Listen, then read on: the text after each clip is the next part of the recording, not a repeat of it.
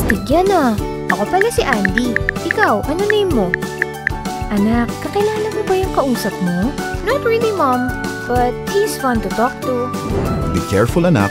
May mga manloloko online, pretending to be friendly. Oh?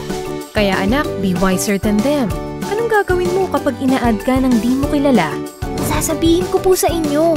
That's right, anak. Always remember, pag di ka komportable sa kausap mo, sabihin mo agad sa amin para iwas ka sa mga posibleng manloloko. Opo, I'll be wiser. Anak, you're very bright. Kaya wag magpapaloko. Kaya mga bata, sumunod sa inyong mga magulang. Kapag online, only visit sites or play games na approved ni Mommy at Daddy. At don't talk to anyone na hindi mo pa nakikilala.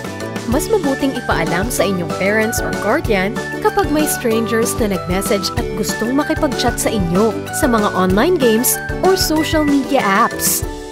Always protect yourself and be cyber-wise.